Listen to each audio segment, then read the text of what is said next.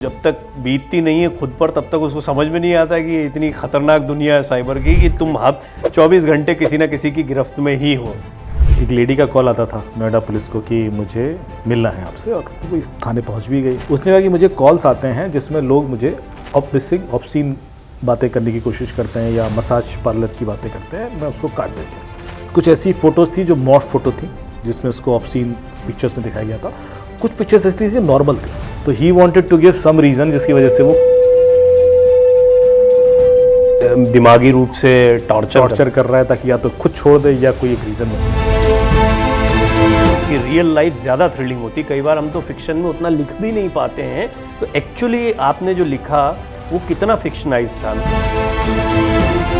मैं यदि थोड़ा बहुत फिक्शन ऐड भी करना चाहूँ ना तो he makes it very simple. मुझे कोई एक मिला बंदा फ्लाइट, और वो मेरी हेल्प चाहता था एक मर्डर केस की। पर आज की डेट में जितने मर्डर केसेस हैं वो साइबर इन्वेस्टिगेशन से ही सॉल्व होते हैं। नमस्कार, न्यूज़ इंडिया के एक नए पॉडकास्ट में आपका स्वागत है।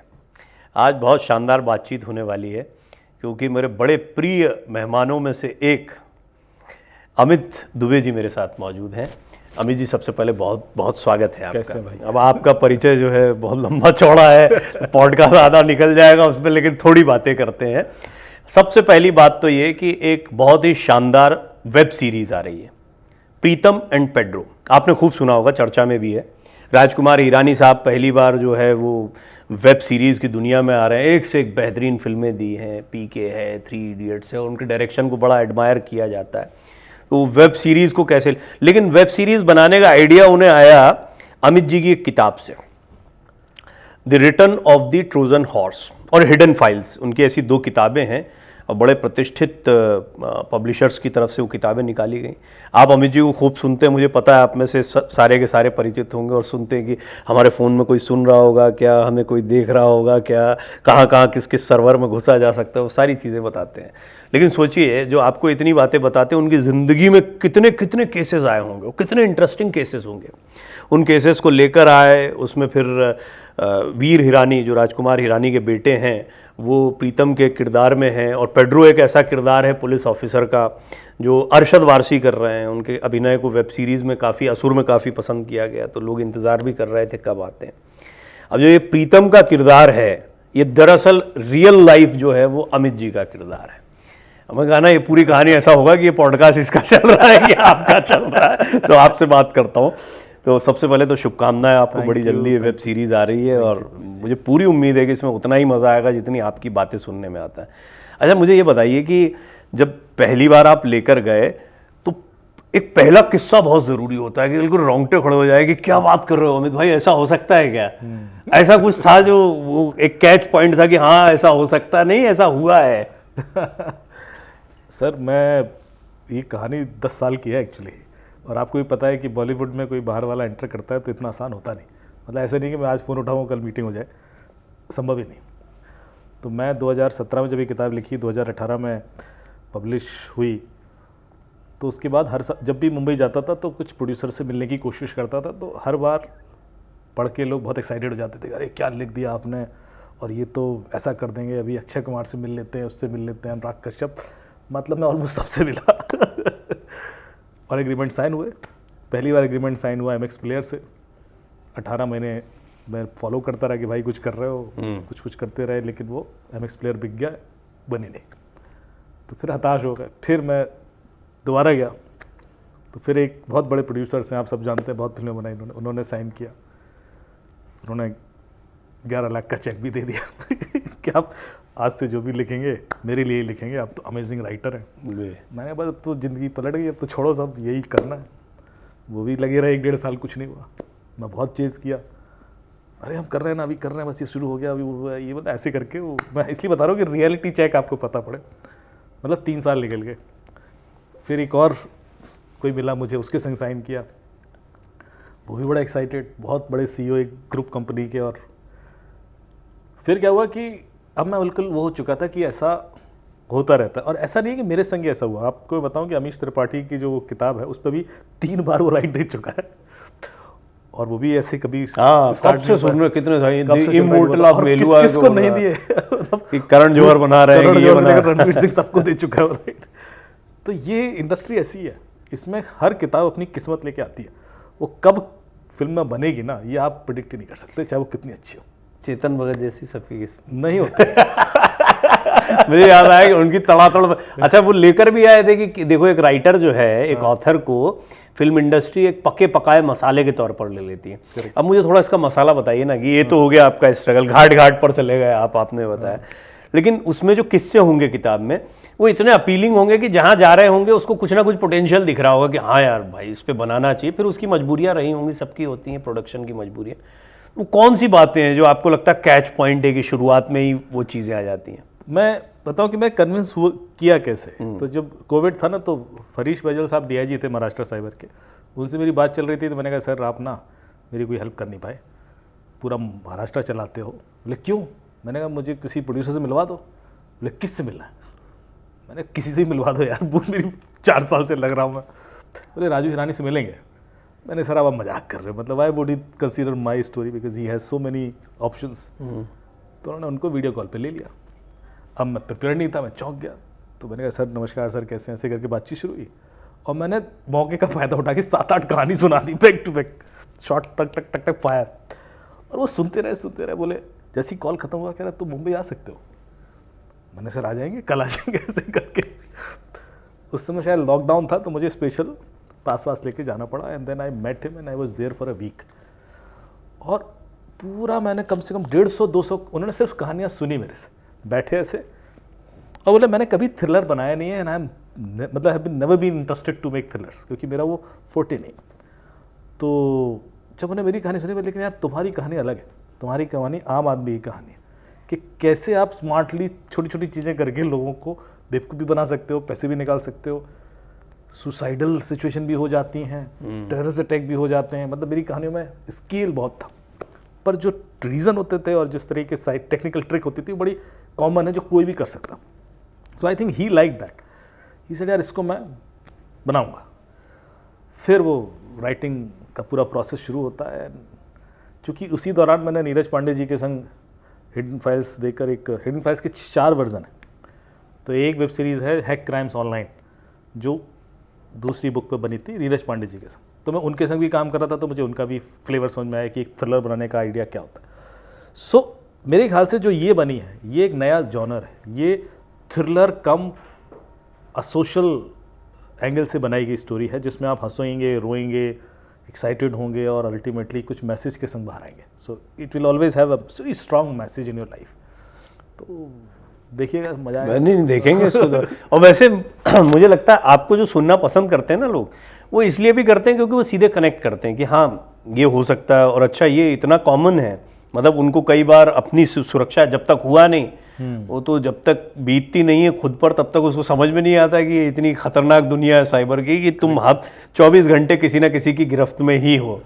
तो आपके जो किस्से हैं उनमें से मुझे एक आध ऐसा बताइए ना शुरुआती, जो जब आपने तड़ातड़ उनको कहानियां बताई थी वैसी एक आध कहानी बताइए जो अभी खींच ले, या उस समय पर जो बताई हो कहानी और आपको लगा कि हाँ ये उनको लगा कि यार ऐसा भी हो सकता है, कि चौंका दिया।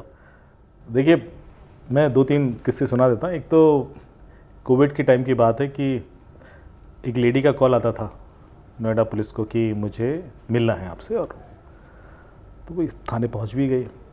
उसने कहा कि मुझे कॉल्स आते हैं जिसमें लोग मुझे ऑब्सीन बातें करने की कोशिश करते हैं या मसाज पार्लर की बातें करते हैं, मैं उसको काट देती हूँ। तो मैं बड़ी परेशान हूँ। तो मुझे जब कॉल आया तो मैंने कहा उससे कहा नंबर बदल ले अपना, हो सकता है वो नंबर किसी जगह चला गया होगा, सर्कुलेट हो गया टेलीग्राम ग्रुप वगैरह में। तो उसने कहा कि मैं 2-3 बार नंबर बदल चुकी हूँ, जैसे ही नंबर बदलती हूँ फिर से ये कॉल आने शुरू हो जाते हैं। तो मुझे ऐसा लग रहा है कोई है इसके पीछे और मैं उसको नहीं पकड़ पा रही हूँ। तो मैंने कहा ठीक है, 3 नंबर दो जो तुमने बदले थे और डिटेल्स भेजिए, मैं देखता हूँ। तो मैंने सोशल मीडिया पर उसके ईमेल आईडी और फ़ोन नंबर के हिसाब से सारा ओसेंड करना शुरू किया। इसको कहते हैं ओपन सोर्स इंटेलिजेंस, कि आपके डिटेल्स कहाँ कहाँ पड़े हुए हैं। तो बहुत जगह मुझे इसके डिटेल्स मिले, फ़ोन नंबर्स वगैरह। और कुछ ऐसी फ़ोटोज़ थी जो मॉर्फ फ़ोटो थी, जिसमें उसको ऑब्सीन पिक्चर्स में दिखाया गया था। कुछ पिक्चर्स ऐसी थी जो नॉर्मल थी, जैसे होली खेलते हुए या कुछ करते हुए। तो मैंने अपनी टीम से कहा कि वो पेज निकालो जो सबसे पहले जहाँ पिक्चर पोस्ट हुई हो, क्योंकि हो सकता है बाकी जगह कॉपी पेस्ट हुआ हो, बट मुझे वो ओरिजिनल पोस्ट चाहिए जहाँ ये सबसे पहले पोस्ट हुआ। तो वो date and time of posting के हिसाब से निकालते गए तो एक फेसबुक पेज मिला। बोले साहब ये सबसे पहले का है, सबसे पुराना है। अच्छा, फिर उसमें देखा तो कुछ नॉर्मल पिक्चर्स भी थी। तो मैंने उसको फ़ोन लगा के पूछा कि तुमने पिक्चर्स अपने फेसबुक पेज पर क्यों डाली थी? बोली मैं तो फेसबुक यूज़ ही नहीं करती, मैं तो आज तक फेसबुक यूज़ नहीं किया। तो मैंने उसको फेसबुक पेज भेजा, मैंने कहा देखो इस पर ये आपकी पिक्चर पड़ी है, ये आपने किसके संग शेयर की थी? तो उसने वो पिक्चर्स देखी, बोली ये तो मैंने अपने एक व्हाट्सएप ग्रुप में शेयर की थी पिक्चर्स। कौन सा व्हाट्सएप ग्रुप है? तो बोले एक फैमिली व्हाट्सएप ग्रुप है। तो मैंने कहा उस फैमिली व्हाट्सएप ग्रुप में जितने भी नंबर हैं वो सारे निकाल के दो मुझे, मैं प्रोफाइलिंग करता हूँ। उसने नंबर निकाल के दिए, मैंने देखा एज ग्रुप, जेंडर, ऐसे करके रिलेशनशिप क्या है, फिल्टरिंग करनी शुरू की ताकि मैं ज़ीरो डाउन करूँ कि कौन है जो इसको बाहर शेयर कर सकता है। फिर मैंने, चूँकि जो फेसबुक पेज था उसको रिक्वेस्ट भेजनी पड़ती है 91 CRPC की कि आप ये बताइए कि इससे लिंक्ड लॉगिन IP एड्रेसेस क्या हैं जहाँ से चलाया गया है, और इससे लिंक मोबाइल नंबर क्या है।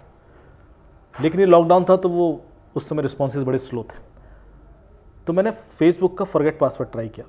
जब आप फॉरगेट पासवर्ड ट्राई करो तो आपको लास्ट की 2 डिजिट आपके मोबाइल नंबर की दिख जाती हैं जो उससे लिंक्ड है। वो 2 डिजिट मैंने उस व्हाट्सएप ग्रुप में जितने नंबर थे सबसे मैच करना शुरू की। That's great. मैंने कहा देखते हैं कि इसमें से कोई मैच कर जाए, तो मैच ही नहीं की। तो हम फिर परेशान, मैंने कहा इसका मतलब है कि ये कोई और है। अब हम इसी पशु पेश में थे कि इसका शाम को कॉल आता है मुझे लेडी का। वो कहती है कि सर यदि आप ये कर ही रहे हैं तो एक काम और कर दीजिए, मेरे पति को भी ढूंढ दीजिए। तो मैंने कहा पति को ढूंढ दीजिए मतलब पति तुम्हारे साथ नहीं है? बोले नहीं, वो आज सुबह फिर ऐसी कॉल्स आई तो वो काफ़ी हमारी झगड़ा हुआ और उसके बाद वो घर छोड़ के चले गए, और अब उनका कॉल ऑफ आ रहा है और लॉकडाउन है, मैं निकल नहीं सकती, मैं घबरा गई हूँ, कहाँ है किस, तो प्लीज़ उनको ट्रेस आउट कर दीजिए। तो मैंने कहा अच्छा नंबर भेजो उनका। उन्होंने नंबर भेजा तो नंबर स्विच ऑफ आ रहा था, और लास्ट लोकेशन तो घर की थी, उसी में ऑफ करके वो गया। तो मैंने इंस्पेक्टर को बोला कि इसी फ़ोन पर, क्योंकि फ़ोन घर पर नहीं छोड़ के गया था, फ़ोन तो लेके गया था, तो मैंने उससे बोला कि इसी फ़ोन पे कोई दूसरा सिम चल रहा हो तो बताओ। तो ऑपरेटर ने बताया कि एक और नंबर चल रहा है सर, अभी उसकी लोकेशन मिल गई, वो दूसरी सोसाइटी की एक लोकेशन थी। फिर वो दूसरा जो नंबर था वो भेजा मुझे, और जैसे वो नंबर भेजा उसकी लास्ट की 2 डिजिट वही थी जिससे वो फेसबुक पेज लिंक था। तो हम सब चौंक गए, हमने कहा यार ये क्या है? तो वो तो लोकेशन ट्रेस करके हस्बैंड को बुला लिया, वाइफ को भी बुलाया, फॉरगेट पासवर्ड मारा तो वो OTP उसकी फ़ोन पर गया, और उसके बाद उसने एक्सेप्ट किया। जब पुलिस ने थोड़ा सा ग्रिल किया कि भाई क्या कहानी क्या है, तो इस बंदे का ऑलरेडी किसी के संग अफेयर था कहीं, और वो डिवोर्स लेना चाह रहा था इस लेडी से। तो he wanted to give some reason जिसकी वजह से वो खुद ही छोड़ दे, उसको डिफेम कर रहा है, उसको दिमागी रूप से टॉर्चर कर रहा है ताकि या तो खुद छोड़ दे या कोई एक रीज़न बन जाए। और ये लगातार कर रहा था, मतलब 3 बार वो सिम बदल चुकी है।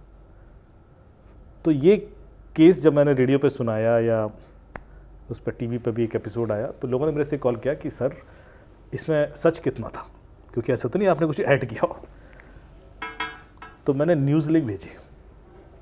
मैंने कहा क्योंकि मैं अभी उस लोगों के नाम नहीं ले सकता क्योंकि सब जुडिस केस, पर जिस ऑफिसर के संग मैंने सॉल्व किया था, प्रोफेसर त्रिवेणी सिंह जो फॉर्मर IPS, मैंने उनके नाम से वो न्यूज़ भी छपी थी, क्योंकि मेरा नाम तो नहीं जाता है कई बार, लेकिन that link I have shared. मैंने कहा देखिए कि दुनिया ऐसी है कि सच्चाई हमेशा फिक्शन से ज़्यादा थ्रिलिंग होती है। कौन नहीं बनाएगा आपकी कहानियों को? मतलब ये एक सुन के लग रहा है कि इसी पे एक पूरा प्लॉट तैयार हो सकता है, और निश्चित तौर पर आपका जो पूरा किताब में तो पुलिंदा होगा कहानियों का। तो 4 किताबों के उसमें 200 कहानियाँ हैं, 200 इन्वेस्टिगेटिव स्टोरी। कितनी ये अटेम्प्ट कर पाए हिरानी साहब? तो मैंने तो उनसे कहा था सर आप अपना बेस्ट शो बनाइए, जो कहानी चाहिए आप ले लीजिए। तो होता है क्या, कई सारी कहानी चाहिए होती है जिसमें करेक्टर स्टैब्लिशमेंट किया जाता है कि करेक्टर को की एक्सपर्टीज़ दिखाई जाएगी। तो हर करेक्टर का एक अपना वो होता है ना, नुएंसेंस। तो कई सारी कहानी उसमें यूज़ हो जाती हैं। फिर कुछ इंटरमिंगल के लिए कहानियाँ होती हैं, और फिर एक मेन प्लॉट होता है। सो जो वो मेन प्लॉट है वो तो है return of the Trojan horse का। Return of the Trojan horse में भी 3 कहानी है, एक 26/11 का अटैक है, एक और कहानी है, एक और कहानी है। तो इन्होंने जो बीच वाली कहानी है वो उस पर पूरा प्लॉट है, लेकिन जो हिडन फाइल्स की कहानी है वो यूज़ की गई है to beautify the story and to add more जैसे आपसे किसी ने पूछा कि इसको कितना आपने किस्सा बना के बताया और कितनी आपने एक न्यूज़ लिंक भेज दी, आपने जो एसोसिएट्स थे उनके बारे में बताया। किताब को जब एग्जैक्टली लिख रहे थे तो उसमें तो एक थोड़ा चार्म और कैच डालना पड़ता है, लेकिन आपने कहा, आपका एक स्टेटमेंट ये बहुत ज़रूरी है कि रियल लाइफ ज़्यादा थ्रिलिंग होती है। कई बार हम तो फिक्शन में उतना लिख भी नहीं पाते हैं जितना रियल में देख चुके होते हैं, क्योंकि कई चीज़ों में हमको बहुत रिजर्वेशंस रखने पड़ते हैं। तो एक्चुअली आपने जो लिखा वो कितना फिक्शनाइज था, मेरा सवाल वही है घूम फिर के। और फिर क्या, क्योंकि फिल्म क्राफ्ट का या वेब सीरीज़ क्राफ्ट का अपनी मजबूरियां हैं, तो उन्होंने उसको और थोड़ा सा ब्यूटीफाई किया और इंटरेस्टिंग बनाया। तो ये रियलिटी और फिक्शन में कितना गैप आपने जब देखा तो आपको दिखाई? मुझे ऐसा लगता है कि जो राजू सर का स्टाइल है वो तो और रियल कर देते हैं उसको। मैं यदि थोड़ा बहुत फिक्शन ऐड भी करना चाहूँ ना तो he makes it very simple, कि और भी सिंप्लीफाई करने की कोशिश करते हैं। तो जैसे जब मैंने किताब लिखी थी तो उसमें कोशिश था कि 80% तो रियलिटी था, क्योंकि स्टोरी तो वही है, सीक्वेंस ऑफ इवेंट वही है। ज़्यादा आप लोकेशन बदल सकते हो, करेक्टर के नाम बदल सकते हो, कोई एक्स्ट्रा करेक्टर ऐड कर सकते हो to make it more twist and turn, ये कर सकते हो। क्योंकि वैसे कहानी तो 2-3 लोगों की ही होती है, पर उसमें हम 6-7 करेक्टर्स ही डालते हैं ताकि कहानी लंबी हो जाए और लोगों पर डाउट जाए, शक जाए, ये जाए, फिर उधर एफर्ट लगे, फिर कुछ ट्रायल फेल हो। मैं तो आपको वो थ्रेड बताया ना जो सीधे सक्सेसफुल हो गया, पर जब हम इन्वेस्टिगेशन करते हैं तो 4-5 बार फेल भी होता है। सो उस चीज़ की जगह फिक्शन हो सकता है, क्योंकि वो स्पाइस होता है। लेकिन अभी भी 80% तो रियलिटी है पूरा। यदि आप स्क्रिप्ट देखोगे उसमें कोई चेंज नहीं है। एक और कहानी में जैसे मैं सुनाना चाहूँगा आपको कि एक मुझे कोई एक मिला बंदा फ्लाइट, और वो मेरी हेल्प चाहता था एक मर्डर केस के लिए। बोला कि यहाँ पर महाराष्ट्र में उसकी मदर की किसी ने हत्या कर दी थी, और उनका वहाँ पर कोई वो था, आश्रम टाइप था, और रात में किसी ने आके किसी पत्थर से उसका चेहरे पर बड़ा दुर्दांत तरीके से, और वो काफ़ी एजेड थी। तो बोला उसकी इन्वेस्टिगेशन हुई सर, कोई केस सॉल्व नहीं हुआ, कोई पकड़ में आज तक नहीं आया। तो मैंने कहा अच्छा। तो बोले आप कुछ कर सकते हैं तो बताइए। तो मैंने कहा आप मुझे सस्पेक्ट के सारे नाम दीजिए और क्यों। तो मेरा चूँकि फालतू बैठे थे फ्लाइट में, तो वो एक एक करके पूरी चीज़ें बताने लगा। तो उसने कहा कि हम 3-4 भाई हैं, 3-4 बहनें, प्रॉपर्टी बहुत ज़्यादा है, और जिस दिन मदर की डेथ हुई उस दिन हमारी एक बहन का हस्बैंड उनसे मिला था, और उनसे पूछा तो उन्होंने कहा कि मुझे कहीं दर्शन करने जाना है। तो वो निकल रही थी घर से, पर फिर जब वो निकल रही थी तो वापस क्यों आई, और फिर वो रात में रुकी क्यों घर में, और रात में छत पे सो रही थी। तो ये सारी इक्वेशन मुझे नहीं पता है, लेकिन वो मिला था तो इसके वजह से वो कहीं तो जा रही थी। तो मैंने कहा फिर कोई ना कोई कारण तो होगा। तो फ़ोन वोन देखा उनका कि कोई फ़ोन आके बोला होगा नहीं मत जाइए या कुछ ऐसा, तो कोई फ़ोन रिकॉर्ड नहीं, कोई दूसरा सिम्टम्स नहीं मिला। फिर उन्होंने कहा कि हमारे यहाँ जैसे ही मदर की डेथ हुई, जो बाकी सिस्टर्स थी उन्होंने वो एक तरह से कब्जा किया उनके लोगों ने, और वो प्रॉपर्टी सब उनके पास चली गई। तो मतलब that could be one of the motivation. तो वो एंगल आ रहा था। फिर आया कि इस बीच में क्या हुआ कि जो इसका वन ऑफ द ब्रदर जो इनका था, उसकी वाइफ ने एलिगेशन लगाया भाई पर कि उसने माँ को मारा है। ऐसा भी कोर्ट में केस चला, और उसमें 15-16 पॉइंट की रिपोर्ट थी कि ये रीजंस है। फिर उसका और इसका डिवोर्स हुआ, वो लेडी कहीं और चली गई। मतलब कहानी में इतने सस्पेक्ट थे, मैं यदि आपको एक एक करके बताता चला जाऊं। फिर उन तीनों बहनों के हस्बैंड सस्पेक्ट थे, इधर इनकी फैमिली में भी पूरा वो मचा हुआ था। And I was always thinking कि कहानी कहाँ गड़बड़ हो रही है, मतलब कौन हो सकता है। लोकेशंस सबकी देखेंगे उस दिन की कहाँ थी, तो ऑलमोस्ट सारे वहीं थे। जो सस्पेक्ट थे सबकी लोकेशन वहीं आ रही थी, उसी एरिया में, क्योंकि एरिया भी ऐसा था, एक ही टावर है, अब कहाँ है क्यों है पता नहीं पड़ रहा। सो अल्टीमेटली फिर हमने बार बार पिक्चर्स देखनी शुरू की डेथ की। तो वो छत पे थी, फर्स्ट फ्लोर पे। मैंने कहा कोई जाएगा तो कैसे जाएगा। तो उसने कहा पीछे से जाएगा, आगे से तो जा नहीं सकता। तो पीछे की जाएगा, तो उन्होंने कहा वो एक ऐसी सी पाइप था, उस पाइप पे चढ़ के जाना पड़ेगा, और कोई मतलब ऐसा कोई सीढ़ी नहीं है। मैंने जितने सस्पेक्ट थे सबकी फ़ोटोज़ देखी तो सबके सब काफ़ी हेल्दी थे। मैंने कहा यार इनमें से कोई ये पाइप पे नहीं चढ़ सकता, पहली चीज़। और फिर कुल्हाड़ी लेके चढ़े, जो पत्थर, कुछ पत्थर लेके, जिससे उसने वो कुछ, और जिसने भी किया होगा यदि वो प्रॉपर्टी के लिए करता तो वो ऐसे क्यों मारेगा? क्योंकि दिस इज समवन, मुझे ऐसा लग रहा है कि बंदा इतना नफरत कर रहा है ना, और एक सीनियर सिटीजन से कोई क्यों नफरत करेगा? तो कोई तो कारण है कि जो इतना नफरत कर रहा है, क्योंकि वो ऐसे कर रहा है। And then I have seen कि कपड़े वपड़े भी उसने फाड़े हैं, मतलब ऐसा कुछ करके उसने कुछ गुस्सा दिखाया अपना। तो मैंने कहा कोई तो और है, और कोई ऐसा है जो ये चढ़ सकता है पहले तो। फिर हम लोग एक दिन फिजिकली वहाँ पर उस आयो के पास मिलने गए, तो उस आयो ने अपनी लिस्ट बताई कि हम इनसे मिले, इनके स्टेटमेंट लिए, ऐसे मिले। ऐसे में उसने एक स्टेटमेंट जब मैं पढ़ रहा था तो उसने कहा कि जिस दिन उसकी डेथ थी उसके एक दिन पहले उनका झगड़ा हुआ किसी के संग। क्यों? क्योंकि उनके ही उस जगह आश्रम में कोई लेडी रहती थी जिसका डाउट था कि उसका अफेयर है वन ऑफ द ब्रदर, जिसकी वाइफ ने एलिगेशन लगाया था कि इसने मारा। तो ऐसा एक एंगल निकल के आया। तो मैंने कहा ये लोग कौन थे जैसे झगड़ा होता? बोले वो कुछ बंजारे टाइप के लोग थे, रहते थे, उनसे झगड़ा हुआ था, वो अभी बोले वहाँ रहते हैं। अच्छा, और बोले फिर ये झगड़ा हुआ फिर क्या? बोले उनका कुछ बोला होगा हार्श, बट दैट्स ओके, उनका कोई एक्सेस तो था नहीं अंदर। तो मैं एक बार गया उन लोगों से मिलने जो बंजारे थे, and then I noticed a person over there. वो जो लेडी थी जिसके ऊपर एलिगेशन था कि इसका अफेयर है, उसका एक छोटा भाई था, वो बड़ा यंग था, 12 साल का, ऐसा 12-13 साल का, और वो जो नहीं होता, वो जो हथियार बनाते, वो जो बनाते हैं, वही कर रहा था। तो मैंने एकदम से मेरे दिमाग में स्पार्क किया, मैंने कहा सर इसकी डिटेल चाहिए मुझे, इंटरोगेशन। तो इनके पास कुछ फिंगरप्रिंट्स वगैरह मिले थे ऊपर जो उन्होंने टच किए थे, उस लड़के के फिंगरप्रिंट मैच कराए गए और वो मैच कर गए। कहानी ये थी कि जब वो झगड़ा हुआ तो इस बच्चे ने देखा कि कितना ह्यूमिलेट किया जा रहा है मेरी सिस्टर को। उसने रिवेंज के चक्कर में वो अपने जो हथियार बनाते थे वो कुल्हाड़ी निकाली, पीछे चढ़ा क्योंकि वही चढ़ सकता था ऊपर, and then because he wanted to take revenge, so it was very brutal. अब बच्चा था वो, और ये मैटर 2-3 साल और पुरानी था, तो उस समय तो और ही छोटा रहा होगा, तो किसी को उस पर तो डाउट ही नहीं था कि वो भी कुछ कर सकता। And they were trying every possible mode to conclude कि यार जितने बेनिफिशियरीज हैं, तो कई बार जब हम किसी ऐसे केस को कंक्लूड करना चाहते हैं तो हमेशा बेनिफिशियरी पर अटक जाते हैं कि यार बेनिफिट किसको है, बेनिफिट किसको है। पर वही मैं कह रहा हूँ कि रियलिटी फिक्शन से ज़्यादा थ्रिलिंग होती है। कई बार बिना किसी बेनिफिशियरी के भी मर्डर हो जाता है। माय गॉड, मैं जब सुन रहा हूँ तो मुझे तो अपने आप में एक पिक्चर जो है वो आपकी भाषा, और सचमुच में वो सेंस भी आता है क्योंकि वो रियली आपने उसको अटेम्प्ट किया। आपका मोटिवेशन क्या रहता है जब आप अटेम्प्ट करते? कोई फ्लाइट में मिला, आप वहाँ तक चले गए, फिर वो इतना, तो आपका मोटिवेशन क्या रहता है ऐसे समय पर? मुझे अभी भी जब कोई ऑफिसर अप्रोच करता है ना, तो मेरा हमेशा होता है कि इसमें कोई कहानी है क्या।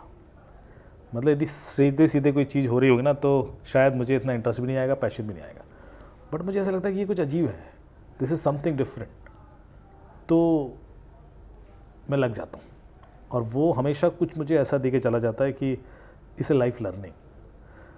बहुत सारे ऐसे, जैसे मैं आप कहोगे कि एक cyber expert, why he is engage for murder cases में, क्यों वो एंगेज होगा?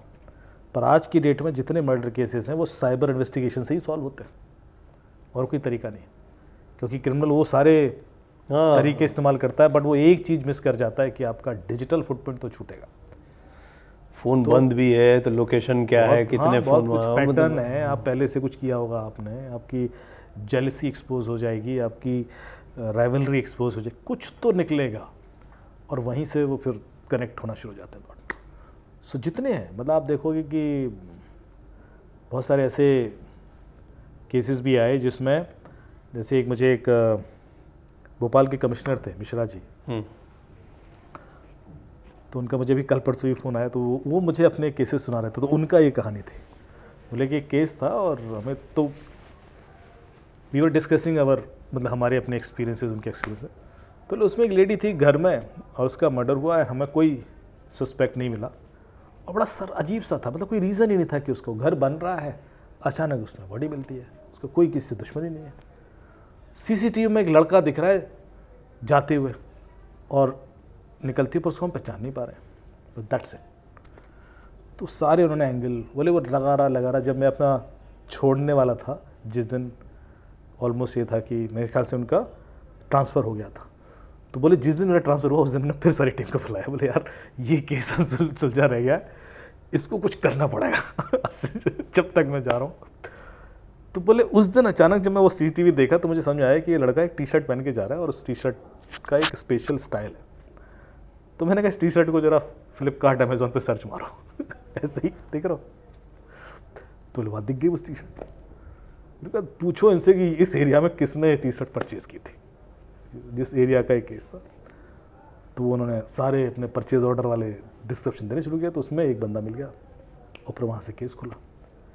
सो बहुत ही अनयूजुअल कई बार हिंट्स मिलते हैं जो otherwise you will never think यार इस वजह से भी पकड़ा जा सकता है, क्योंकि आप मास्क लगा के गए हो, आप सब प्रिकॉशन करके गए हो जूते देख के पकड़ गया कोई आदमी, कई बार आपकी वॉक से पकड़ जाता है, क्योंकि the way you are walking that is also your unique style. तो अभी हमारे यहाँ AI इंजन बन गए जो आपको आपकी वॉक से पहचान सकता है। तो जैसे आप जहाँ कैमरा लगाए आप कॉरिडोर में वॉक कर रहे हैं, तो by the time you will reach to that gate, वो रिकग्नाइज कर लेगा और गेट खुल जाएगा। सो मतलब यहाँ से वॉक करके आपको वहाँ तक जाना है। So it's not about face और finger, style of walking. Criminal ये सोचता है कि वो बहुत स्मार्ट है। उसकी दो वजह होती हैं साइकोलॉजी के हिसाब से। एक तो उसका माइंडसेट ऐसा होता है कि उसे समझ में नहीं आता, उसे लगता है कि ये करना है मुझे, वो समहाउ अपने आप को बस फिर वो करना है के लिए वो अपना जितना दिमाग दौड़ा पाता है। तो वहाँ आधी गलती तो ये हो जाती है कि उसकी स्मार्टनेस धरी रहे, वो बस एक अटेम्प्ट कर रहा है, वो एक गलत काम करने जा रहा है, छोड़ा। कुछ लोग बहुत ही प्रोफेशनल हो जाते हैं, जैसे अभी लखनऊ में हमने एक देखा, वो सरेआम गोली मारी और चले गए, अब ढूंढते रहो। या ये खोड़ा में लड़के को चाकू से मार दिया, वो वीडियो बना के लड़का डाल रहा है, उसका फिर एनकाउंटर भी हो जाता है। ये क्राइम की साइकोलॉजी को आपने कैसे आइडेंटिफाई किया कि क्या कुछ क्रिमिनल्स, प्रोफेशनल क्रिमिनल्स सचमुच अपने आप को ये समझते हैं कि हम बहुत स्मार्ट हैं, पकड़े नहीं जाएंगे, या कन्विक्शन के लिए जो अमित जी जितने भी चीज़ें ढूंढेंगे वो कन्विक्शन में बहुत काम नहीं आने वाली, हमको चलो पुलिस पकड़ लेगी लेकिन कोर्ट से तो हम निकल ही जाएंगे। आपकी क्राइम को लेकर अभी समझ कहाँ पर पहुँची कि भारत में क्राइम, वो भी तब जबकि आपको सुनने के बाद ये लगता है कोई कितना भी स्मार्ट हो जाए उसको पकड़ा जा सकता है? ये तो तय है, क्योंकि कितना भी स्मार्ट हो जाए उसको ये तो समझ में आ गया आपको सुन के। लेकिन दो तरह के, यदि आप सिर्फ क्राइम की बात कर रहे हैं या सिर्फ मर्डर वाले, यदि मैं सिर्फ मर्डर वाले केसेस सोचूं तो दो तरीके से मर्डर होता है। एक होता है कि रिफ्ट में हो गया, प्लान नहीं था, तो उस तरह के केसेस तो बड़े आराम से वर्कआउट होते हैं, क्योंकि कहीं ना कहीं कोई गलती छूट जाएगी। रिफ्ट में हुआ है तो फ़ोन भी ऑन है, ये भी है, CCTV सामने चल रहा है। आपने देखा एक बच्चे को उठा के मारा भी किसी ने, तो हीनियस है। अब वो रिफ्ट वाले। एक होता है जो बहुत प्लानिंग के संग होता है, कि वो हो ही इसलिए रहा है, और ऐसे केसेस कम होते हैं, 20-25% ही होते हैं जो बहुत प्लानिंग के संग होते हैं, और उसमें बहुत मेहनत होती है, क्योंकि सामने वाला वो सारे प्रोविजन करके चलता है कि आपको कोई क्लू, बेनिफिशियरी, इंटरेस्ट नहीं मिलेगा, और आपको सारे एविडेंसेस जो जाएंगे गलत डायरेक्शन में लेके जाएंगे। सो बहुत ज़्यादा टाइम वेस्ट होता है गलत क्लूज़ पर, और आप नहीं पहुंच पाते, वो दिखता नहीं है क्योंकि उसने वो रास्ते सारे ब्लॉक कर रखे होते हैं। उसके केसेस में बहुत टाइम लगते हैं, और जो सेटिस्फेक्शन मिलता है नॉर्मली उस तरह के केसेस में ज़्यादा मिलता है, जहाँ पर सामने वाला भी उतना ही तेज हो, स्मार्ट हो, और वो फिर उस तरह के लोग ना सीरियल किलर होते हैं, फिर वो एक केस करके छोड़ते भी नहीं, क्योंकि वो इतने कॉन्फिडेंट हो जाते हैं कि हाँ भाई मुझे तो कुछ नहीं होने वाला। एंड लेकिन इवेंचुअली जैसे मैंने कहा कि पकड़े तो जाते हैं, तो फिर जो उनके तरीके होते हैं वो आपको सिखा जाते हैं। वैसे आज की डेट में मैं किसी ऑफिसर के संग बैठूं तो हम लोग 2-3 चीज़ें जरूर डिस्कस करते हैं। एक, किसी बैंक को कोई चोरी करना चाहे या लूटना चाहे तो क्या क्या करेगा, मॉडस ऑपरेंडी। तो जितने हम लोगों को क्रिमिनल्स से भी इंटरेक्शन हुआ, उन्होंने क्या क्या तरीके इस्तेमाल किए, वो सारे डिस्कस करके हम क्लब करके एक बार डिस्कस करते हैं, और उसके बाद हमें एक फुल प्रूफ प्लान देखने लगता है कि हाँ ऐसा हो सकता है, और फिर हमें समझ में आता है कि यदि किसी ने ये इम्प्लीमेंट किया तो हम उसको कैसे पकड़ेंगे। जब तक आप क्रिमिनल के तरीके से नहीं सोचोगे तब तक आप क्रिमिनल को नहीं पकड़ सकते। सो इसलिए full has to become mentally like a criminal, जो हम लोग हमेशा रिक्रिएट करते हैं ना, वो तभी दिखना शुरू होता है जब आप रिक्रिएट करो। अदरवाइज लोग कहते हैं यार ये क्यों कर रहे हैं, वहाँ से क्यों बॉडी फेंक रहे हैं, यहाँ से ये क्यों कर रहे हैं, इससे क्या हो जाएगा, अब तो हो गया करें। बट वो जब रिक्रिएट कर रहा था तो उसमें छोटी छोटी चीज़ें दिखती हैं कि यार इतना भारी होगा तो ऐसे नहीं उठा पाया होगा ये, फिर इसने किसी चीज़ को हेल्प ली होगी, इतना दूर तक कैसे लेके गया होगा, तो फिर इसने किसी चीज़ को इंगेज किया होगा। So then you see the real situation, और उसमें कोई न्यूसेंस मिल गई तो पकड़ जाएगा। कन्विक्शन के लिए या कोर्ट में आपके डिजिटल इम्प्रिंट्स कितने काम आते हैं? पूरा काम आता है 100%। सी आजकल क्या है कि लोगों की एक ऐसी दिमाग में बैठा हुआ है कि वो तो मतलब इन्वेस्टिगेशन के लिए तो ठीक है, पुलिस तो अपने, लेकिन वो कोर्ट में बहुत मान्य नहीं होते, ऐसा एक धारणा बैठी हुई है। जितने डिजिटल एविडेंसेस होते हैं उसमें 65B सर्टिफिकेट लगता था, अब शायद 63 भी है, जो कि ऐसे सारे डिजिटल एविडेंसेस के लिए होता है जो आज या कल या परसों या 4 साल बाद या 20 साल बाद आप मांगोगे वही रहेगा। If the evidence is not changing with respect to time then it is primary evidence. तो उस पर तो सीधे प्रोसिक्यूशन होगा, उसमें तो उसको तो काउंटर ही नहीं कर सकते आप, प्राइमरी एविडेंस को काउंटर नहीं कर जैसे उदाहरण एक आध तो समझ जैसे मैंने आपसे कहा कि एक सूरत में मर्डर हुआ एक लेडी का, और हमें डाउट था कि इसके हस्बैंड ने किया है, पर हस्बैंड उस दिन गोवा में है और उसने गोवा में एक होटल में चेक इन भी किया है और उसने कॉल्स वॉल्स भी लगाई हैं और गोवा का होटल कंफर्म भी कर रहा है हाँ साहब चेक इन हुआ है, तो वो तो बच गया।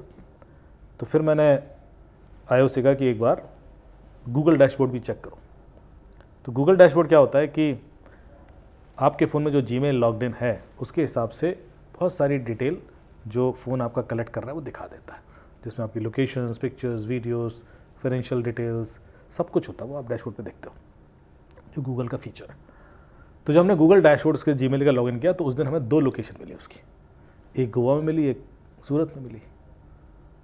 तो हुआ क्या था कि इस बंदे ने दृश्यम पिक्चर देख ली थी, इसको पता था कि पुलिस लोकेशन तो ट्रैक कर लेती है, तो इसने अपना फ़ोन लेकर अपने दोस्त को दिया कि जाओ, और अपना आईडी भी दे दिया, मेरे नाम से वहाँ चेक इन करना, कुछ कॉल वॉल लगा लेना, तो प्रॉपर डिजिटल एविडेंस बन जाएंगे कि मैं तो वहाँ हूँ, तब तक मैं यहाँ ये काम कर लूँगा। पर इस दौरान उसने एक नया फ़ोन लिया और उस नए फ़ोन में भी सेम जीमेल से लॉगिन कर दिया। तो यदि सेम जीमेल इधर में भी लॉगिन उधर लॉगिन है तो उसकी दोनों की लोकेशन मिलेगी आपको, तो पकड़ा गया। अब लोग सोचेंगे नहीं हम सेम जीमेल से नहीं करेंगे तो भी पकड़े जाएंगे, क्योंकि यदि आपका फ़ोन आपके पास नहीं किसी और के पास है तो मैं पता कर सकता हूँ, क्योंकि आप कैसे फ़ोन यूज़ करते हैं और दूसरे कैसे फ़ोन यूज़ करते हैं इसमें अंतर होता है। सो आप अब कितना भी स्मार्ट हो जाए, और ये जो डिटेल है तो गूगल दे रहा है, और गूगल जब डिटेल देता है तो उसके संग सर्टिफिकेट देता है कि भाई ये पक्का है, इसमें कोई मैनिपुलेशन, चेंज, डिलीशन नहीं हो सकता, और आज मैं गूगल से मांगूँ या 10 साल बाद मांगूँ सेम आंसर आएगा। वो एविडेंस आप कोर्ट में दिखाइए तो कट ही नहीं सकता। एक तरफ बंदे ने फर्जी डिजिटल एविडेंस क्रिएट करने की कोशिश की और एक तरफ उसकी इग्नोरेंस से कुछ डिजिटल फुटप्रिंट बन गए जिससे वो फंस गया। अब आप देखिए, ये भी प्राइमरी एविडेंस है और ये भी प्राइमरी एविडेंस है, पर आप इसको नहीं काट सकते ना, क्योंकि इसमें उसकी मोडस ऑपरेंडी क्लियर हो गई, तो हुआ प्रोसिक्यूशन। आपको सुन के हमेशा जब भी सुनता हूँ ऐसा लगता है कि हम कितने स्मार्ट हैं डिजिटल क्राइम को वो करने में, पर आप हो, आप बोल रहे हो, आप लोग सुन रहे हैं, इधर अभी किसी का ज़रा सा कुछ हो जाता है, साथ में पैसा भी कट जाए तो वो बेचारा पूरी ज़िंदगी परेशान रहेगा, उसको नहीं मिल पाएगा। डिजिटल क्राइम को पकड़ना तो ठीक है, समझ गए, एक्सपर्ट्स के लिए है और वो आसान भी है, लेकिन डिजिटल क्राइम में न्याय मिलना जो है वो बड़ी समस्या का विषय है। फिर ये छोटी छोटी चीज़ें क्यों नहीं पकड़ पाते हैं, मेरे मन में कई बार आता है। एक्चुअली डिजिटल क्राइम जो फाइनेंशियल फ्रॉड वाले हैं उसमें बहुत सारी चीज़ें क्रिमिनल के फेवर में चली जाती हैं। जैसे कि अब आपने कहा कि किसी के 20,000 गए, 50,000 गए, 50 लाख गए, चले गए, उसने किसी अकाउंट में डाले, तो उसके दिमाग में आता है कि मैंने तो अकाउंट में डाले हैं, तो किसी का तो अकाउंट है, उसको तो पकड़ लो, तो पुलिस जाके उसको पकड़ लेती है। जब उसको पकड़ती है तो पता पड़ता है वो तो बेचारा एक रिक्शा वाला है, उसने तो अपना अकाउंट किसी को रेंट आउट कर रखा था, किसी ने उससे कहा कि तेरे अकाउंट में पैसे आएंगे, 5% रख लेना, बाकी ट्रांसफ़र कर देना, इस चीज़ के लिए उसने अकाउंट दिया था बस। अब उसको आप कितना ही मान लो, कुछ होने तो है नहीं, और पैसा वहाँ से आगे जा चुका है। अब आते भाई आगे कहाँ गया पैसा, उसको पकड़िए आप, तो वो बोलता, वो कहता है वो वेस्ट बंगाल का सब्जी वाला है, कहते अच्छा। अब ये क्रिमिनल क्या करता है, यदि इस अकाउंट से पैसा 20 लाख इस अकाउंट में गया तो वो 1-1 लाख 20 अकाउंट में डाल देता है। उसके बाद वो 1-1 लाख या तो कैश विड्रॉल होगा या आगे चला जाएगा 50-50 हज़ार करके या 20-20 हज़ार करके, और उसके बाद वो कैश विड्रॉल हो जाएगा या उसको गेमिंग करेंसी या क्रिप्टो करेंसी में कन्वर्ट कर लिया जाएगा। आजकल गेमिंग कार्ड बड़े आराम से खरीद सकते हो। अमेज़ॉन का 1 लाख का गेमिंग कार्ड आप गिफ्ट कार्ड आप खरीद सकते हो एक अकाउंट से एक दिन में। तो 1 लाख तो तुरंत खर्चा गया। अब वो गिफ्ट कार्ड आपने जो मिला अमेज़ॉन का, वो व्हाट्सएप पर टेलीग्राम पे किसी को भी भेज दो, रोमानिया में, यूके में, ऑस्ट्रेलिया, वहाँ इन कैश हो जाएगा। तो आपका तो पैसा बाहर चला गया ना झटके से, 1 लाख यूँ गया बाहर। और यहाँ बंदा भी नहीं है कोई जिसको आप पकड़ सको, क्योंकि जिसके अकाउंट से खरीदे गए उसने तो रेंट आउट किया था अकाउंट, और बेनिफिशियरी यूके में बैठा है, पकड़ लोगे आप उसको। तो इसमें देख रहे हो कि बहुत सारी चीज़ें क्रिमिनल के फेवर में जा रही हैं। तो इसलिए जब कोई मेरे से कहता है कि सर वो अभी भी बात कर रहा है, वो जवाब दे रहा है, सर उसको पकड़ लो, कहते निकालो गाड़ी, अभी चलते हैं पकड़ने। थाईलैंड में बैठा है, मलेशिया में बैठा है, लाओस में बैठा है, मेवात में बैठा है।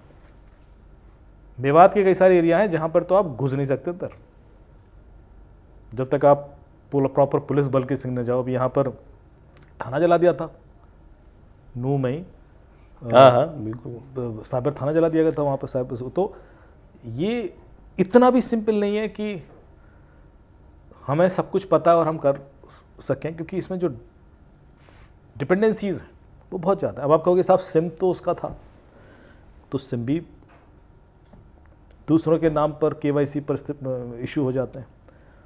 सो केवाईसी, चाहे वो सिम हो, चाहे बैंक अकाउंट हो, चाहे फ़ोन नंबर, ये 3 चीज़ें हैं जिससे उस बंदे को आइडेंटिफाई किया जा सकता है, और तीनों चीज़ें फर्जी केवाईसी पे आ जाती हैं।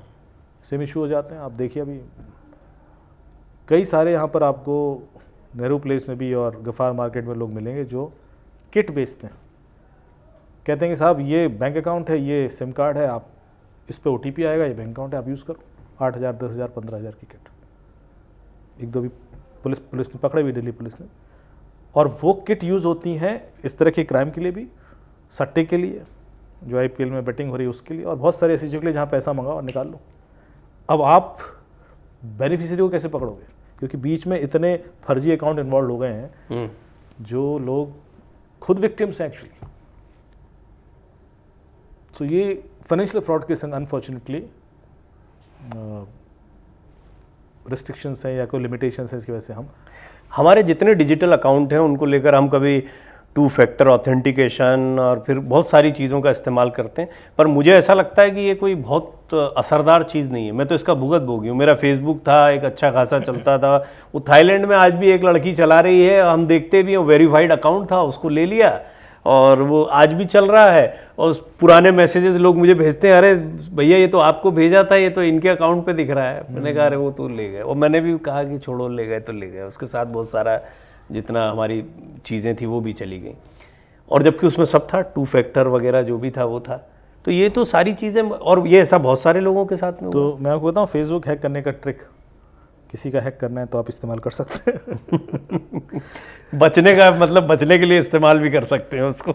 समस्या ये सर कि मैं यदि ये जानता हूँ कि हैक कैसे होता है तो मैं बच जाऊँगा। मैं बचने का तरीका बता के नहीं बचा सकता। यही तो प्रॉब्लम है। ठीक बात है। मैं लोगों को कहूँ कि सर जब हाईवे पे चले ना तो गाड़ी संभाल के चलाना, अरे वहाँ खतरा रहता है। फिर आप निकले, जो हाईवे पे चलना गाड़ी संभाल के चलाना, खतरा रहता है। फिर सर गाड़ी आप थोड़ी देर क्या यार संभाल के चलाना, मैं संभाल के चलाता हूँ यार, मतलब क्या चाहते क्या हो इस पर्टिकुलर। अब मैं बताता हूँ किसी को लूटा कैसे जाता है। हाँ। तो अब बच जाओगे।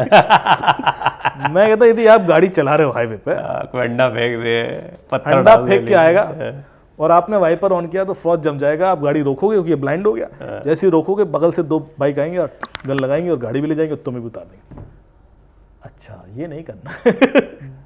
जब तक आप क्रिमिनल की मोडस ऑपरेंडी नहीं बताएंगे कैसे बचेगा आदमी। सो यही है कि फेसबुक कैसे हैक होता है सर। तो अभी लगातार आप देखना कि फेसबुक के जो नोटिफिकेशंस आते हैं वहाँ, या जो फेसबुक से लिंक्ड आपका जीमेल आईडी है उसमें ईमेल आएगी आपको।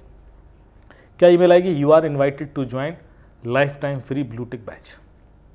ठीक है, अब मोडस ऑपरेंडी बदलती रहती है, कई बार कोई दूसरी ईमेल भी आ सकती है और आप उसमें, अभी ये आ रही है और अभी ये लगातार आ रही है, अभी पिछले 2 दिन पहले तक आई है। You are invited to join lifetime free blue tick badge. अब जिसको ब्लू टिक बैच चाहिए और लाइफ टाइम फ्रू चाहिए तो वो देखेगा यार ये तो फेसबुक खुद ही ईमेल भेज रहा है। तो आप देखोगे ईमेल आई कहाँ से, जब आप कहाँ से आई चेक करोगे तो फेसबुक से ही आई है, business.facebook.com। अब आप कहोगे यार तो फेसबुक ही भेज रहा है तो उस पर ट्रस्ट क्यों ना किया जाए, और नीचे लिंक है। यदि आपने लिंक क्लिक कर दिया, आपसे वो लॉगिन पासवर्ड ओटीपी मांगेगा और आपका फेसबुक गया हमेशा के लिए। तो जो थोड़े स्मार्ट लोग हैं वो कहेंगे यार हेडर चेक कर लेते हैं, मैं तो स्मार्ट हूँ। तो आप क्या करोगे, उसका हेडर निकालोगे, चैट जीपीटी पर डालोगे और एक प्रॉम्प्ट दोगे कि भाई please verify if this is an authentic email and if this is not spoofed and ये कहाँ से आई उसका आईपी एड्रेस ही बता दो, और हेडर पेस्ट कर दो, वो एनालाइज करके आपको बता दें कि इसका एसपीएफ रिकॉर्ड पास्ड है, इसका डीकैम पास्ड है, इसका डीमार्क पास है, इसका मतलब है ये ऑथेंटिक ईमेल है, एडिटेड नहीं हुई है और पूरी तरीके से फेसबुक ने ही भेजी है। तो अब भी आप कहोगे यार ये तो फेसबुक की ईमेल है, तो फिर ये कैसे आई फेसबुक से, जबकि है तो फिशिंग ईमेल, वो भेज फेसबुक रहा है। और आप किसी को भी ऐसे कर दो तो वो तो ट्रैप होने के उसके 50% चांसेस तो हैं ही। तो ये ऐसा इसलिए होता है क्योंकि फेसबुक का एक फीचर है, फेसबुक का फीचर है कि यदि मैं एक फेसबुक पेज बनाऊं और मैं आपको एज ए कोलैबोरेटर इनवाइट भेजूं कि आप इसमें एज ए कोलैबोरेटर आइए, तो मैं आपका ईमेल आईडी डालूंगा तो आपको एक ईमेल जाती है, you are invited to join this Facebook page, ये ईमेल आती है। अब क्रिमिनल क्या करता है, एक फेसबुक पेज बनाता है, उसका नाम रखता है lifetime free blue tick batch, समझ गए आप और उसके आगे एक यूआरएल डाल देता है। अब फेसबुक पेज का नाम है lifetime free blue tick badge with an URL. जब उस पेज के लिए मैं आपको एज ए कोलैब रिक्वेस्ट भेजूंगा तो आपको एक ईमेल आएगी, you are invited to join lifetime free blue tick badge with a URL, और वो यूआरएल ईमेल के अंदर जगह जगह रिप्लेस हो जाएगा जहां जहां फेसबुक पेज का नाम होगा। तो जैसे ही आप उसको क्लिक करोगे तो आप फर्जी पेज पर चले जाओगे और वहां पर हैक हो जाएगा। सो आपने एक फीचर यूज किया है फेसबुक का, but then it becomes very authentic and powerful attack vectors. तो जितने भी ऐसे फेसबुक हैक हुए, भले ही वो 2 फैक्टर है, मैं तो इसमें भी 2 फैक्टर की बात करूँ, 2 फैक्टर तब भी हैक हो जाएगा क्योंकि आप खुद ही ओटीपी डालोगे, you are convinced to do that. आपको अचानक एक मैसेज आता है कि sir is this you in this video, और आप चौंक जाते हो, कौन सा, कहाँ वीडियो, क्लिक करोगे तो आपसे वो पासवर्ड मांगता है तो फिर क्योंकि आप, या is this your wife in this video, या is this your daughter in this video, आप की क्यूरियोसिटी को ही आपके खिलाफ इस्तेमाल किया जाए। एक लिंक और उसके बाद एक पासवर्ड, जब भी आपको इसके लिए कंपेल किया जा रहा है तो सतर्क हो जाओ।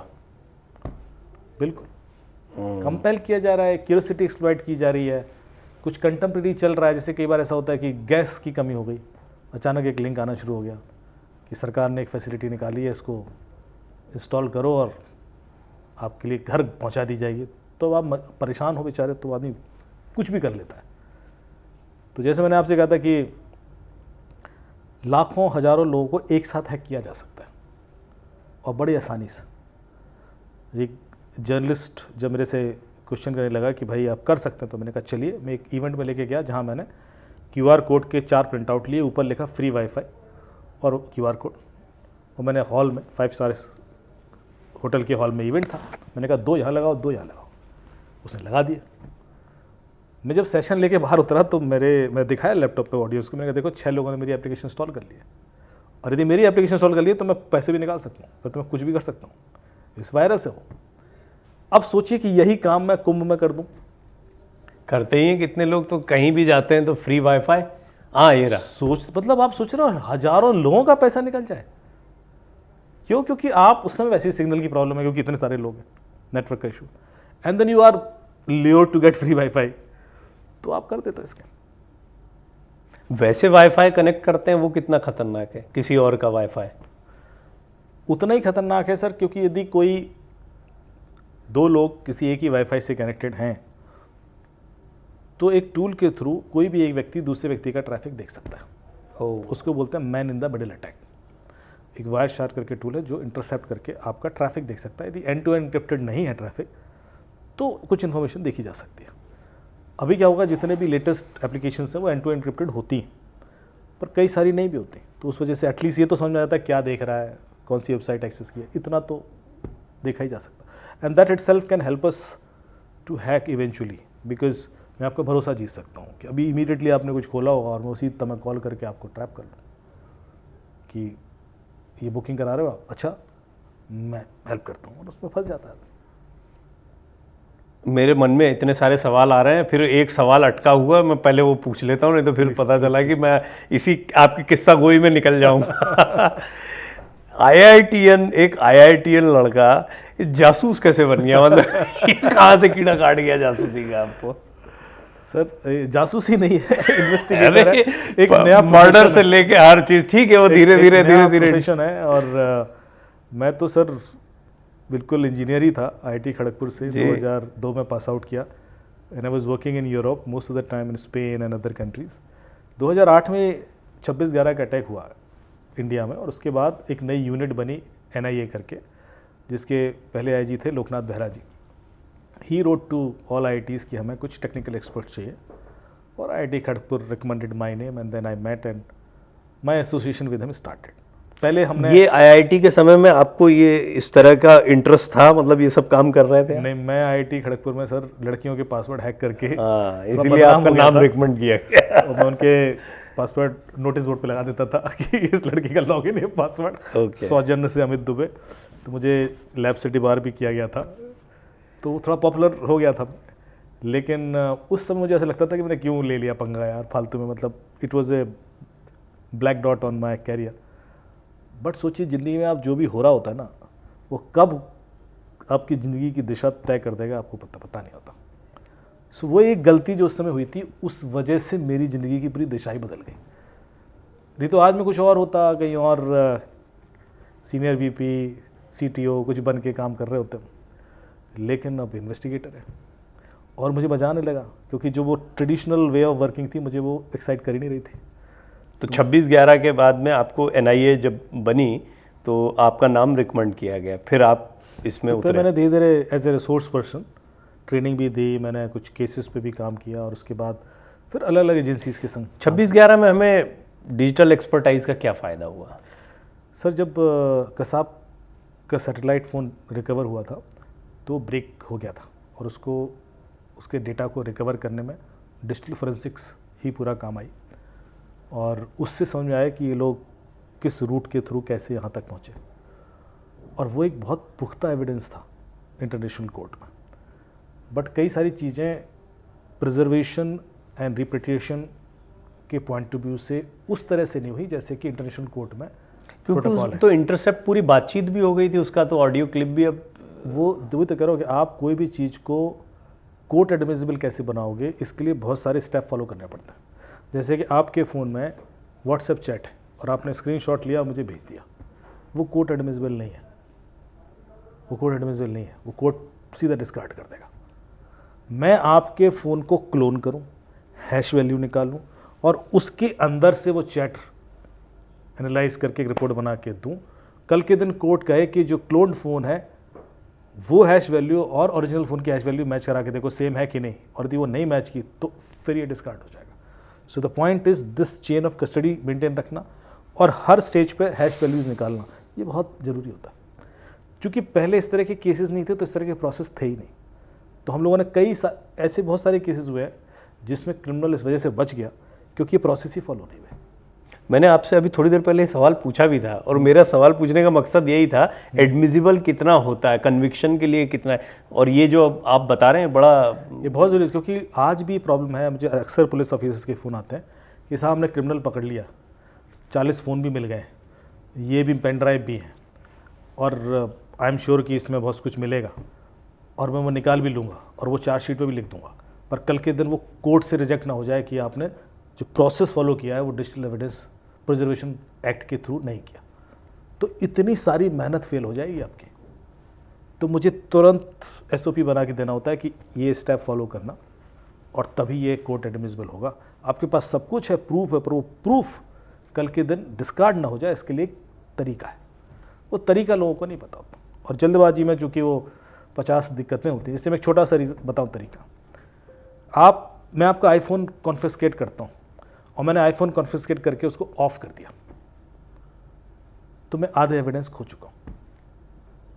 अब यदि मैं उसको पावर ऑन करूँगा तो मैं उसका पासकोड क्रैक नहीं कर सकता बिना आपकी परमिशन के। और आप बोल जब मैं तो भूल गया, तो वो गया, पर वो एविडेंस गए। लेकिन यदि वो ऑन है तो उसको क्लोनिंग भी किया जा सकता है और उसको ब्रूट फोर्स भी किया जा सकता है।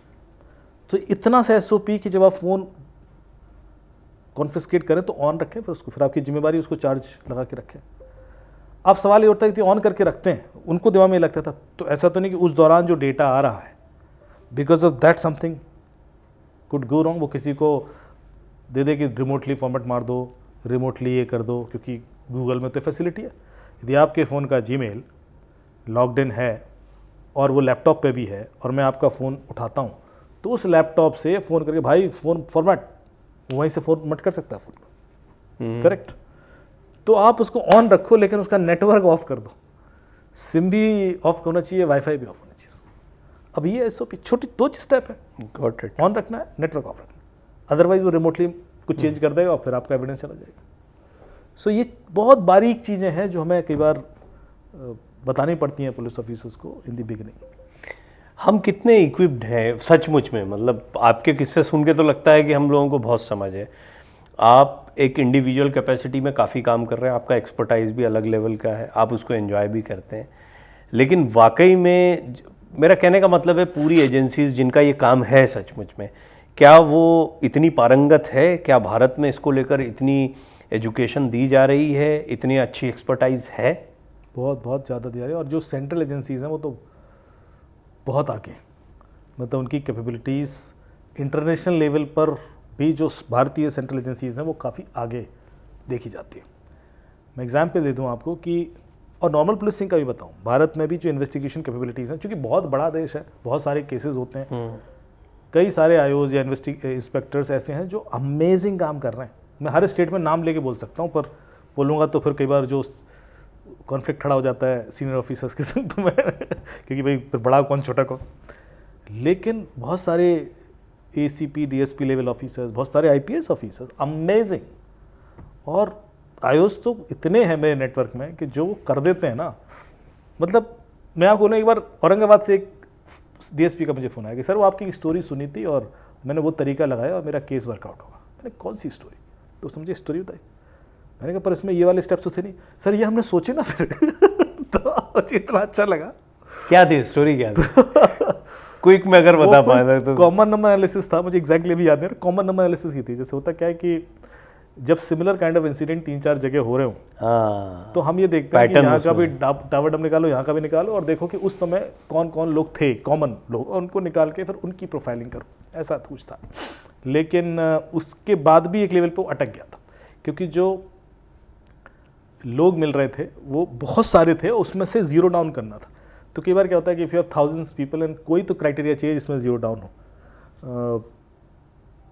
जैसे कि मैं आपको बताऊं कि आपको थ्रेटनिंग ईमेल आ रही है कि स्कूल को कि बम है, और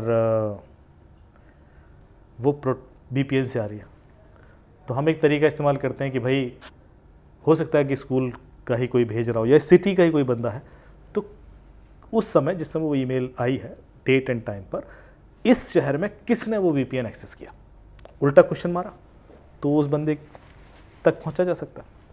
लेकिन जब हमने वो कोशिश की तो पता पड़ा कि 1000 लोगों ने एक्सेस किया, क्योंकि VPN तो कोई भी एक्सेस कर सकता है। तो उल्टा क्वेश्चन मारा तो 1000 आ गए। अब 1000 में कौन है ये, अब ये कैसे करोगे? 1000 है ना, बहुत लोग हैं, एक एक की प्रोफाइलिंग करोगे बैठोगे। तो फिर दूसरा राउंड मारा कि इन 1000 में से हमें मान के चल रहा हूं कि जिसने भी ईमेल भेजी है वो ईमेल आईडी उसको कहां से मिली? स्कूल की वेबसाइट से। उसने स्कूल की वेबसाइट एक्सेस की होगी, तो इन 1000 में से स्कूल की वेबसाइट किसने एक्सेस किया? तो उल्टा चलो फिर, तो इसमें एक फिल्टर फिर दूसरा फिल्टर, इस तरह से वो जरूरत पड़े तो तीसरा फिल्टर। तो ये थोड़ा सा आगे कई बार एडिट करना पड़ता है, जो कई बार लोग मुझे सरप्राइज करते हैं कि मैंने ये कर दिया तो वर्कआउट हो। सो बहुत सारे ऐसे ऑफिसर्स हैं, I salute to their work, because despite of that so much pressure, क्योंकि उनके ऊपर प्रेशर होता है कि सर जादू करो, अभी सॉल्व करना है, इसमें टाइम बहुत लगता है। सबसे स्मार्ट क्रिमिनल कौन मिला अभी तक? जो मतलब हिला दिया बिल्कुल। सबसे स्मार्ट क्रिमिनल था, ये 2011 की कहानी है, और वो कहानी इस वेब सीरीज में है, इसलिए मैं रिवील नहीं कर सकता, क्योंकि वो कहानी सुन के तो कोई भी नाच जाए कि भाई ये क्या था भाई ऐसे। And that is the reason कि मैं कहूँगा कि इस कहानी की वजह से राजू सर बस कन्विंस्ड यार। और ये कहानी है 2011 की, मतलब उस समय बंदा इतना इवॉल्व था और जब मैंने उनको सुनाए थे यार ये, और वो आज भी हो सकता है जो उसने किया था, that is applicable even today, but that story is used and I was not suppose to reveal that thrill, तो मैं नहीं बताऊंगा, लेकिन आप देखिए और मजा आएगा। 2011 क्राइम क्या था वो, फाइनेंशियल क्राइम था या कुछ और था? फाइनेंशियल फ्रॉड था, एक किडनैपिंग प्लान हुई थी एक मोबाइल के थ्रू, कुछ ऐसा हुआ था। बस ठीक है, इससे ज़्यादा रिवील नहीं करवाएंगे आपसे। और ये जो स्मार्टनेस होती है क्रिमिनल्स की, वो तो ये पता लग गया है, लेकिन कई अनसॉल्व चीज़ें भी पड़ी हुई हैं। मतलब बहुत सारी चीज़ें या तो कोई देख नहीं रहा है, ये भी होता है ना, किसकी अप्रोच है। अमित दुबे को कितने लोग फ्लाइट में मिल पाएंगे, अमित दुबे जी कितने लोगों के लिए टाइम निकाल कर कहीं जा पाएंगे, या फिर सेंट्रल एजेंसीज आपको कितनी तवज्जो देंगी। क्या करे ऐसे में आदमी, वो सोचता है कि ये तो हमारे लिए बस, हम तो किससे सुनने वाले ही हैं और लपेटे में आने वाले हैं। अगर देखिए, सबसे पहले तो आपको ये बिल्कुल फैक्ट है, यदि आप ये उम्मीद करके बैठे हो कि पुलिस हमारे लिए वर्कआउट करके केस सॉल्व करेगी और हमें न्याय मिलेगा या मेरे पूरे पैसे वापस आ जाएंगे और it will be A happy ending, ऐसा नहीं होने वाला है। यदि आपके संग फ्रॉड हो गया है तो 100% पैसा तो वापस नहीं आ सकता, क्योंकि क्रिमिनल बहुत स्मार्ट है, वो पूरे तरीके से पैसा बाहर निकालेगा। होप मैं सिर्फ ये दे सकता हूँ कि 20% आए, 40% आए, 60% आए या 80% आए। 80% भी तब जब आपने मुझे विद इन 3-4 आवर्स बता दिया है, एक दिन के अंदर मेरे पास इन्फॉर्मेशन आ गई।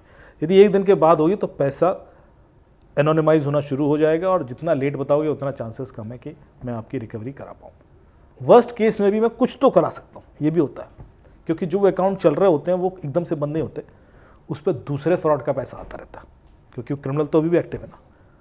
तो कई बार चांसेस होते हैं कि कोई ना कोई पैसा आप लीन मार्किंग करा पाएँ, या आप इस तरह का कोई केस है जिसमें आपको न्याय चाहिए। हमारे यहाँ न्याय भी बहुत सब्जेक्टिव है। जैसे जब डिजिटल अरेस्ट के केसेस हुए और अचानक सरकार को लगा कि 3000 करोड़ निकल गए 6 महीने के अंदर, और किन लोगों के निकले, जो बिल्कुल प्रोमिनेंट लोग हैं। भाई करोड़ों रुपए हर आदमी के अकाउंट में तो होते नहीं। एवरेज लॉस 60 लाख का था।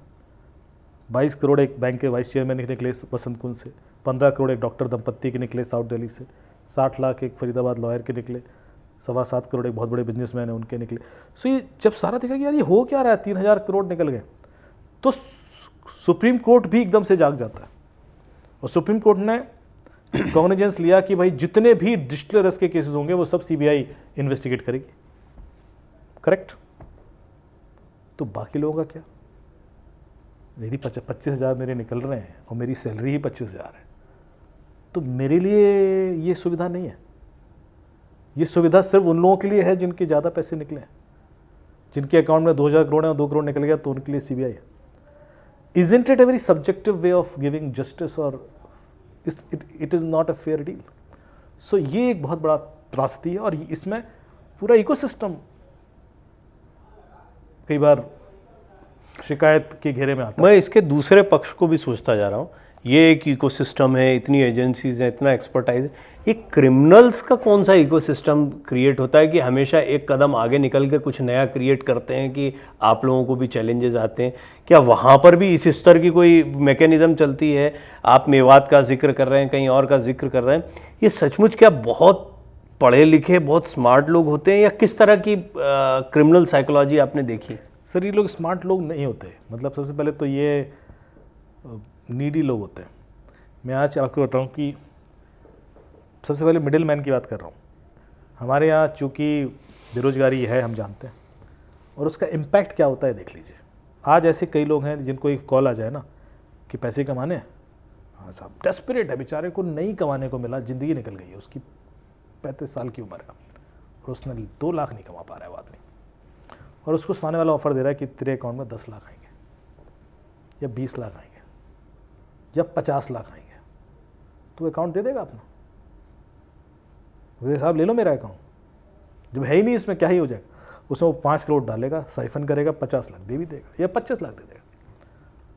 अब उस पर जेल हो रही है, वो जा रहा है, वो परेशान, वो सेकेंडरी है, पर वो उस समय उस चीज़ को हाँ करेगा।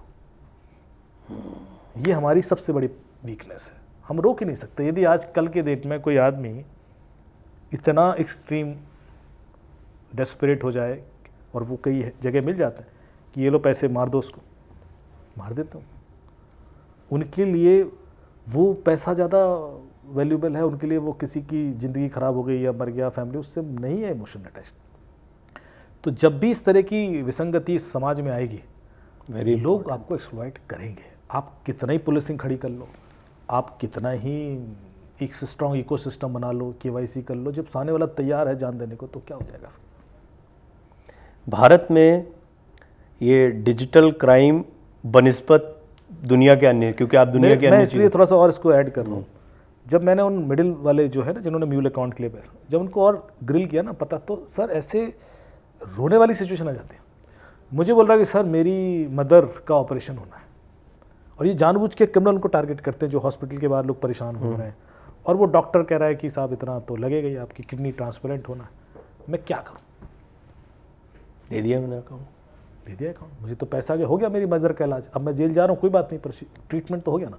बच्चे का एडमिशन नहीं हो रहा था सर, ऐसे केसेस है मेरे पास जिसमें मिडिल, उसने दे दिया अकाउंट, उसने कहा कि साहब आपको 8 लाख मिलेगा, मैंने एडमिशन हो जाएगा, बच्चे की ज़िंदगी बन जाएगी, चला दे दिया। मतलब आप देखते जाओगे तो आपको लगेगा कि अब मैं किसको गुनाहगार मानूं और किसको विक्टिम मानूं। मतलब उसे ये नहीं पता होता कि उसके अकाउंट का क्या इस्तेमाल होने वाला, उसे इससे मतलब है कि मेरे चोरी का पैसा आ रहा है, बैटिंग का पैसा, उसको मतलब नहीं है। उसने कहा मुझे मेरे सिर्फ अकाउंट की वजह से भी इतना पैसा मिल रहा है, जिससे मेरी इतनी बड़ी प्रॉब्लम सॉल्व हो रही है, जिसके लिए मैं धक्के खा रहा हूँ, गिड़गिड़ा रहा हूँ उन लोगों के, और नहीं हो रही सॉल्व, तो मैं क्या करूँ। जी, मेरे मन में ये सवाल इसीलिए आया था क्योंकि हम एक तरफ किसी देश की स्थिति को देखते हैं, चैलेंजेस को देखते हैं, तो क्या विदेशों के मुकाबले हमारे यहाँ ये डिजिटल क्राइम ज़्यादा है, या आपको लगता है वहाँ भी स्थितियाँ कमोबेश ऐसी हैं?